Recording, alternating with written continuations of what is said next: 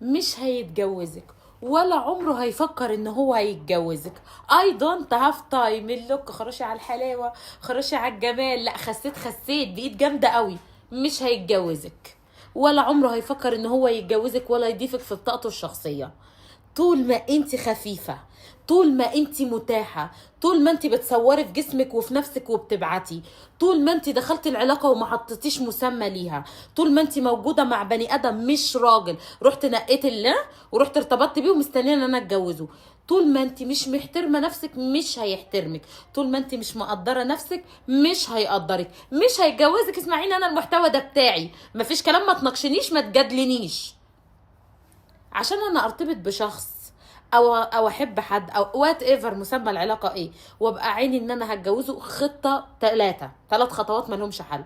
انا بدخل على البني ادم اشوفه الاول مناسب معايا كمستوى فكري واجتماعي ومادي وكل حاجه، ورقم واحد التفاهم ده رقم واحد اصلا يعني اساسا. طب لقيت الموضوع انه نمبر 1 التفاهم متواجد، بعدين مستوى الاجتماعي والفكري زي الخطوه اللي بعدها الاعجاب، اكون معجبه بيه. ما احنا لازم يبقى في فيلينج رايح وجاي.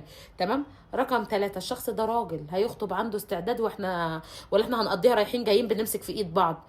لكن حته ان انا ادخل العلاقه عبس، اجري على الكافيه ده واطلع من ده اخش لده وتتمسك ايدي ونكروز معرفش فين ونسافر الساحل في الويك اند ونروح ونيجي ونروح واحنا اساسا مسمى العلاقه متصاحبين، يجي يقول لك اصل انت صاحبتي وانت تقولي له اصله صاحبي.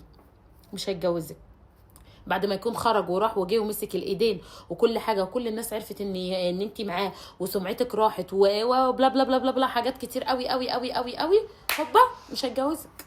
هما ما بيتجوزوش غير الست اللي بتعرف تلعبه وتجيبه علشان يتجوزها. ما بيتجوزوش غير الست اللي معززه نفسها، ما بيتجوزوش غير الست الذكيه اللي بتبقى مدياله تايم. هتخطب امتى؟ انت مش جاي، طب الدور الجاي شوف اللي بعده. لكن اللي بتقعد سايبه سايب في السايب مقضياها الصور، ايه ده؟ ايه العبث اللي احنا عايشين فيه ده؟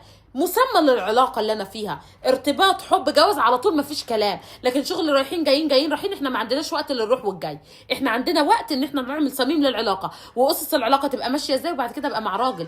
انا طول ما انا معايا راجل في العلاقه الراجل ده هيتجوزني، الراجل ده هيصوني، الراجل ده لما تحصل مشكله هيبقى في ظهري، الراجل ده هيبقى راجل ليا، فمشكله العلاقه كلها اتحلت. بس انا اساسا مع عيل، حتى لو اتجوزت هعيش متبهدله، حتى لو حد قرب لي هتهان، انا هتبهدل في بصي شيروا الريل خلاص فصلت.